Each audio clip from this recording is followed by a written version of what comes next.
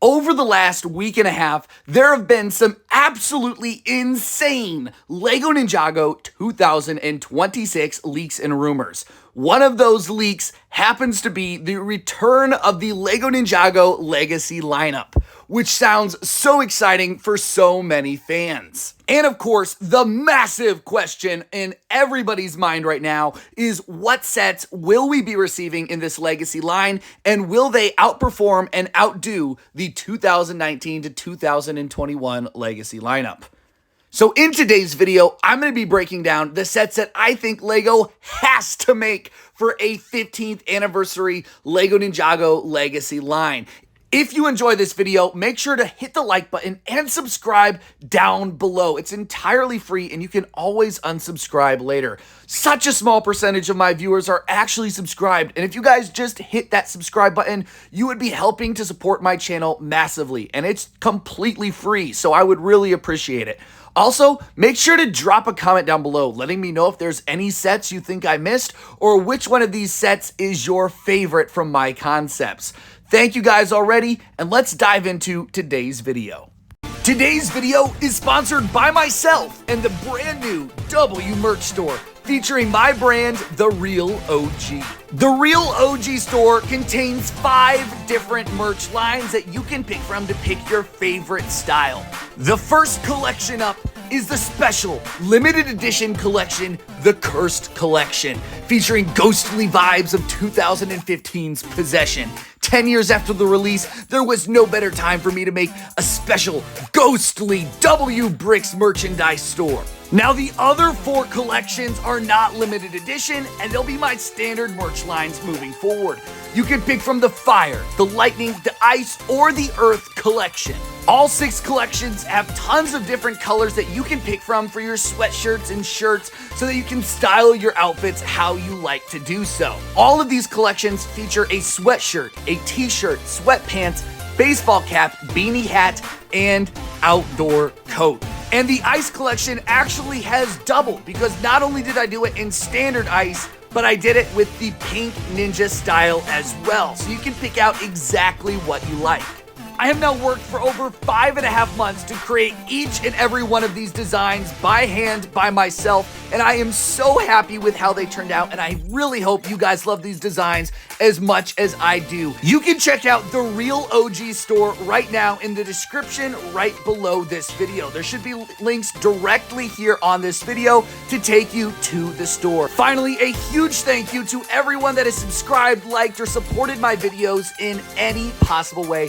Thank you for helping to make my dreams come true. It's a huge dream to have my own clothing brand, and I finally have one. So thank you to each and every one of you. Make sure to check out the store, guys. Even if you're not interested in purchasing something, just check it out and see what you think and drop a comment below. Now let's dive right back into the video. All right, so right before we dive into my set concepts and 2026 sets that I think we should be seeing, I want to talk briefly about why the 2019 to 2021 Legacy line didn't perform to its fullest capabilities, and why it was ultimately canceled so early. And of course, this will tie into my concepts of how I think LEGO could do better and promote these sets to a much larger audience and do a better job selling these products overall. So first up, in 2019 through 2021, a massive factor against these sets was actually the minifigure quality. Instead of releasing a bunch of minifigures that were really reminiscent of those early OG days, they just made basically 2 designs and then copy and pasted them through every set. Minifigures are a massive factor when it comes to selling LEGO Ninjago sets, as the designs and different cool villains sell a lot of products. So when the sets seem to have the same figures in every set, it takes away a massive demand for every set. It's been memed on for basically 5 years at this point that Legacy Kai is the most overused Ninjago minifigure ever, as he appears in like 9 or 10 sets. And it's utterly ridiculous when they could have just created any other style for Kai based on any of his previous suits for Legacy, and they just simply chose not to do that and went with the cheap and lazy route of releasing the same minifigures over and over again. And when they did finally release a second variant of the Ninja with the later half of the Legacy line, these minifigures were once again used to death everywhere, and they were put into sets where they didn't make sense whatsoever. For instance, they took these new tournament-style suits and put them into a bunch of rebooted sets. They basically said, well, the ninjas have half masks in both of these seasons, so I'm sure one design works for both of them. It really didn't. And while some of the villain minifigure designs were not too shabby, some of them were overused like crazy. Izor was everywhere, and instead of releasing different Tournament of Element villain minifigures, they just put him in every single Tournament of Element set they possibly could when it came to Legacy. So this time around, it would be much better for the overall product lineup if they actually created minifigures that worked with each set and honestly, just weren't the same minifigure over and over again. We know LEGO has the capabilities to create some absolutely stunning minifigures. Let's see them actually do it this time. Now, the other big factor in why a lot of these Legacy sets did not perform well was the lackluster products they decided to recreate. Unfortunately, instead of recreating sets that already had incredible value on the market that people had a very high demand for, they decided to go for sets that originally didn't sell well to begin with, which completely blew my mind. Instead of going for super popular sets that were incredibly high on the aftermarket, they decided to go for sets that already didn't raise in value much from their original releases and didn't sell very well back in their respective original release years. Sets like the Kai's X1 Ninja Charger and the Cole's Boulder Blaster were both sets that didn't perform very highly in 2014 and 2015. And you can tell that with their aftermarket value prices on sites like eBay or Bricklink. Neither of these sets were worth really anything on the aftermarket value, showing there wasn't a high demand for these sets to begin with, as most LEGO sets go up at a pretty high rate in aftermarket value based on their popularity. So, instead of picking sets that had a high demand, LEGO decided to double down and go back for these sets that didn't have a high demand to begin with. Now, I'm not here to say this is a bad set. In fact, I think both the X1 Ninja Charger and Boulder Blaster are great remakes and some of the most accurate remakes from the Legacy line. Unfortunately, there's just not enough hype behind those two sets to sell the amount of products that LEGO needs to keep the sub-theme line afloat. Finally, the last thing I want to talk about is the inherent downgrade of many of these Legacy sets. Sets like the Legacy version of the Ultrasonic Raider is known as one of the worst LEGO Ninjago sets ever released. Not only is it one of the most inaccurate and ugly sets, but it was extremely overpriced as well. When it came to Legacy, they wanted to create something new while still paying respects to the original designs. And sets like the Cole's Earth Driller and the Golden Mech did that so perfectly. They actually perfected these older sets to make them far better and far more accurate than we saw back in the day. But when we take a look at sets like the Ultrasonic Raider, it really leaves a bad taste in the mouth for Legacy. So taking these three key factors that were the big problem with Legacy to begin with, we're going to keep all three of these things in mind when it comes to designing this lineup that should release in 2026. Remember, these three factors are very, very important to the success of this line, and we want the line to be successful so that Legacy continue for years to come. We have to focus on making sure the minifigures are proper and well done in each of these sets. We need to make sure that the sets are accurate. Not completely accurate, but very, very close to the source material and still a high quality product. Finally, we want to make sure these sets actually have hype behind them and there's a large demand for the product that we're setting to release. LEGO, go ahead and hire me after this video. No, I'm just kidding, guys. I'm having a lot of fun with this one, and I hope you are too. Let's talk about these concepts now and talk about what we should see and what I hope we see with Legacy 2026. Okay, and the first sets I think that we have to talk about that need a re-release are going to be the original Elemental Dragons from the pilots in 2011. Rocky, Shard, Wisp, and Flame have some of the largest hype behind them and are some of the sets that have increased the most in value for the Ninjago line. Sets like Shard go for $150 sealed when he originally retailed for $20. Rocky retailed for like $30 and he goes for over $220 sealed. Flame comes in the Fire Temple, which goes for around $500 sealed, and Wisp goes for a whopping $800 to $1,000 sealed in his special limited edition Lightning Dragon Battle set. Between these four dragons, they have an incredible hype base behind them and show that they would create incredible re-release products for the Legacy line. Of course, Flame did already get re-released in 2021. So this time around, we probably won't come back to Flame, but I could definitely see sets for Rocky, Shard, and Wisp. All three of these dragons are incredible designs from the original days, and I would love to see new re-releases of these dragons, and I think a lot of people would agree with that. I mean, it clearly shows that there is a massive fan base behind these original sets simply because of the aftermarket values.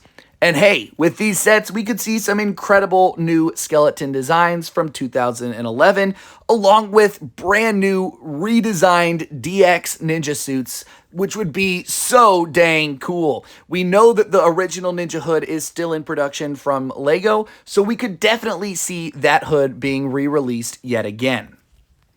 Now, the next set I want to talk about is going to be the Skull Motorbike. And I'm going to just throw the Skull Truck in here as well, as I think it'd be really great to get these sets re-released in a Legacy lineup.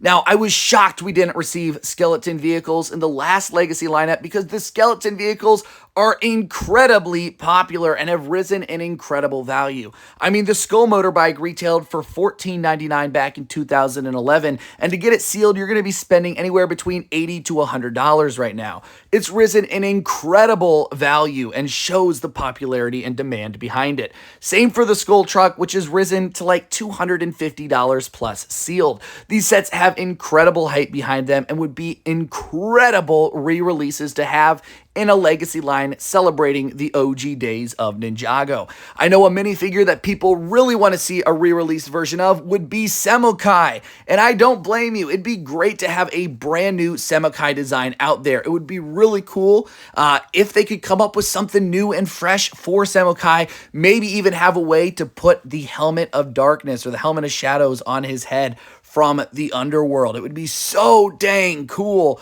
to have a new Semokai minifigure to sit in line with the Legacy edition of Pythor. Just a cool idea on my part. I know a lot of people really want to see a re-release Semokai because he is so expensive on the aftermarket. Once again, showing Semokai's demand.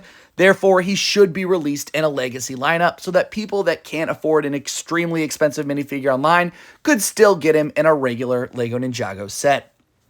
Now, these sets could be released separately, a Skull Motorbike for $10 to $15, and then a Skull Truck at $100, or you could even put these together in a combo pack like Skeleton Battle Pack for like $100 with the Skull Truck, a couple Skull Bikes, and a bunch of skeletons, including Semokai and Lord Garmadon. I think this would be a really cool concept, and I would love to see skeleton vehicles return in 2026.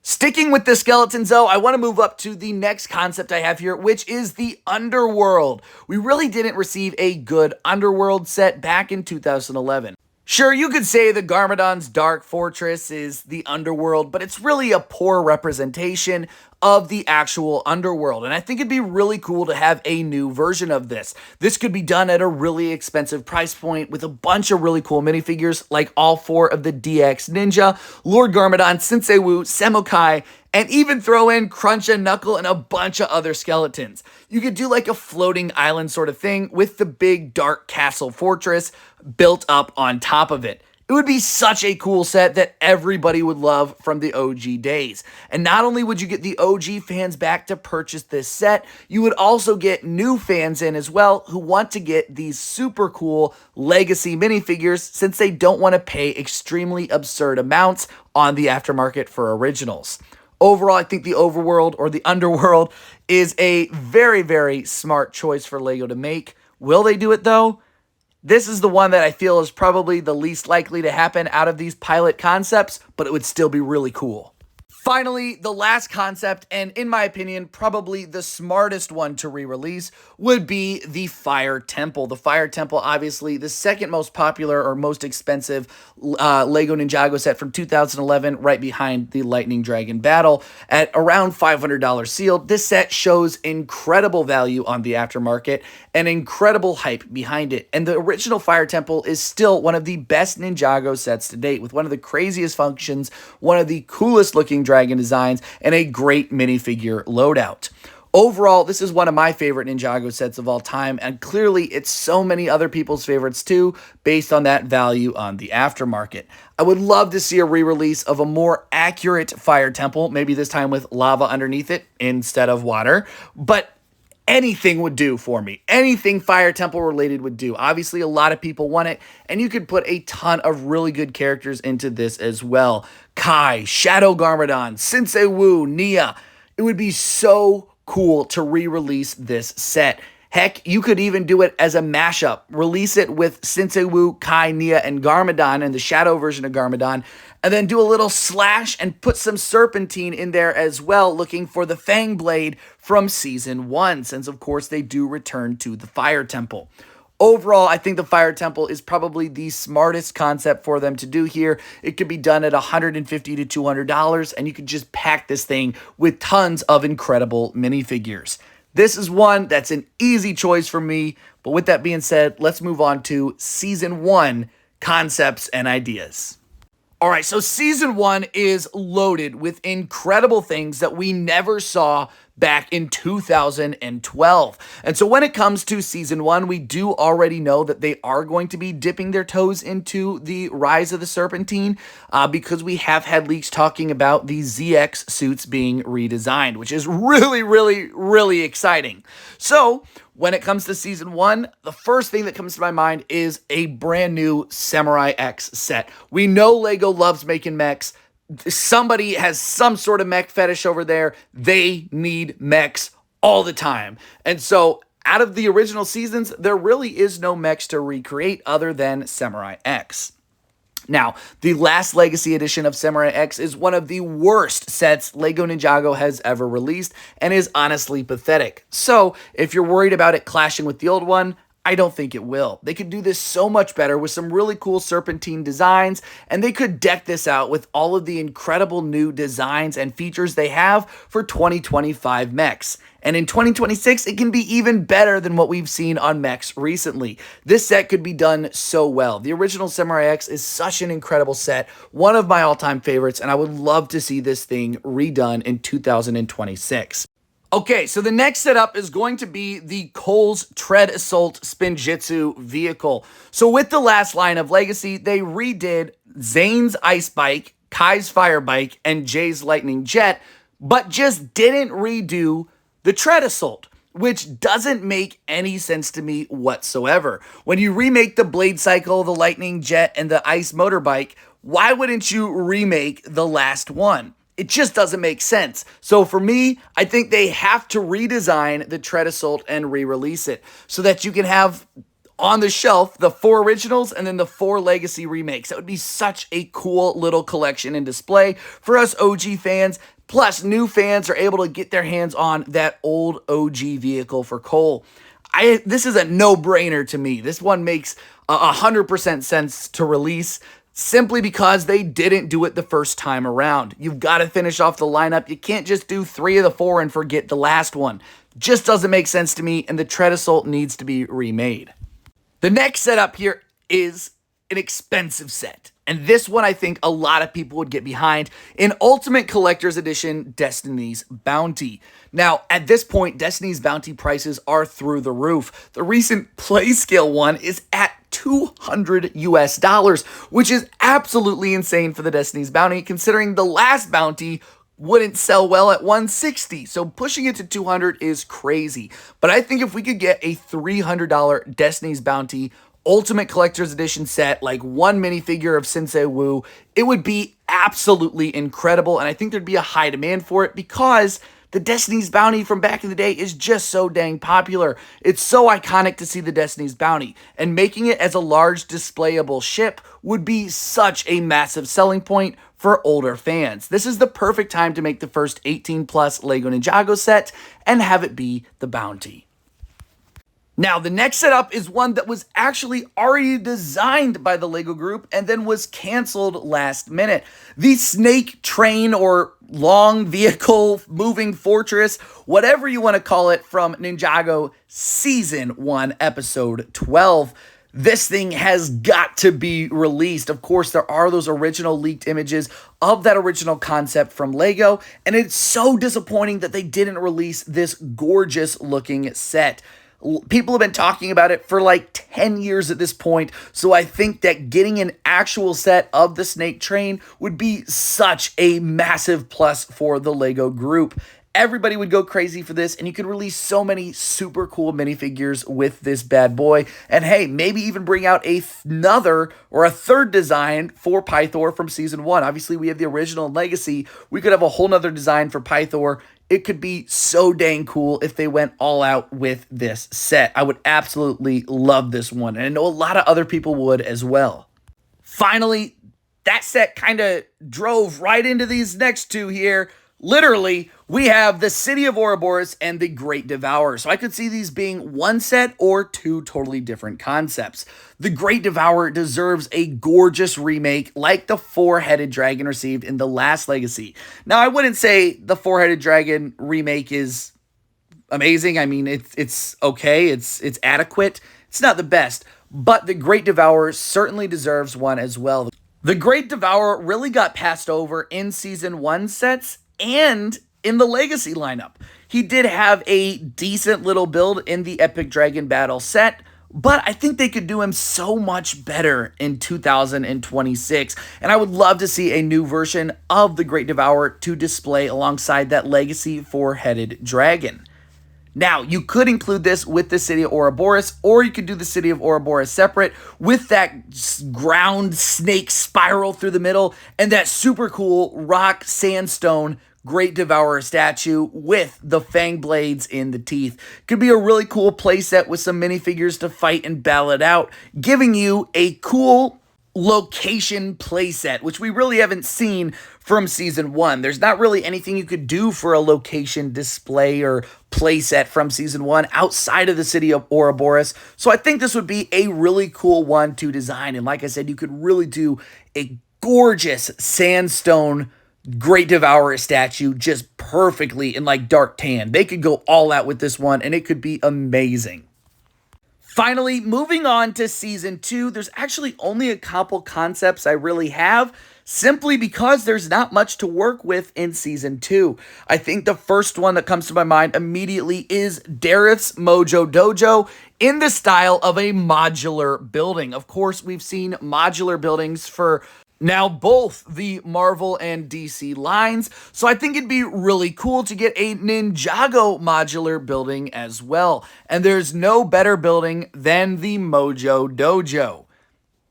This is one of the most iconic places in Ninjago Season 2, and everybody loves Dareth, so it'd be super cool to receive his Mojo Dojo. And this would be a great way to get a Dareth minifigure back into circulation in those original brown ninja robes.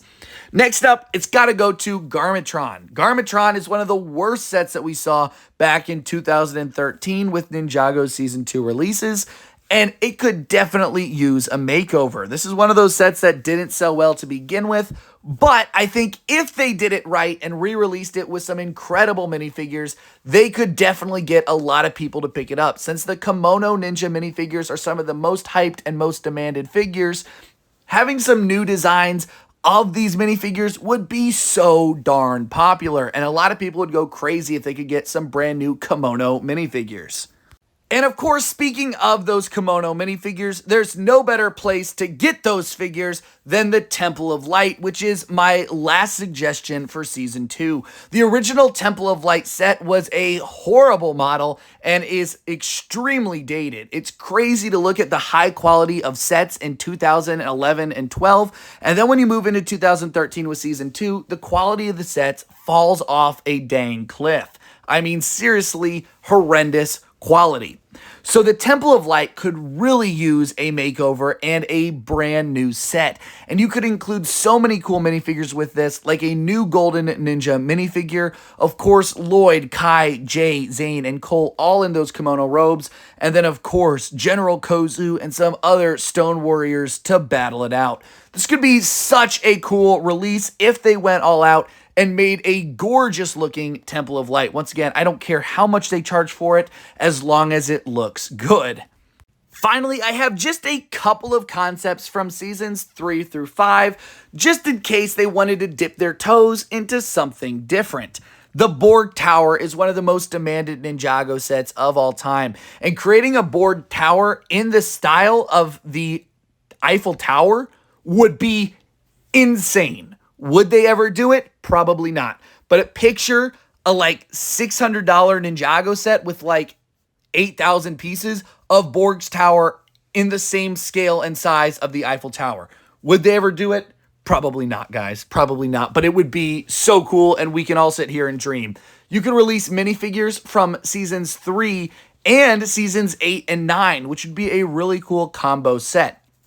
Like, you could release all the generals of the Sons of Garmadon, Lord Garmadon, some of the Elemental Masters, and Lloyd from Season 9 when they're battling through the Borg Tower that's been overtaken by Lord Garmadon. You could also release Oni minifigures since they go back to Borg Tower in Season 10. So you could do a Lord Garmadon, Lloyd, and Oni from that. And then, of course, all of your original Season 3 minifigures, Techno Robes back, Nindroid's back, and of course, Cyrus Borg himself. It would be such a cool set if they went all out on it. I would pay $700, and I know a lot of other people would as well, because the Borg Tower has been one of the most demanded sets ever. People want it so darn bad, and LEGO just isn't listening. So I really, really hope they do listen and make a Borg Tower. Even if it's just in the modular scale, it would still be awesome.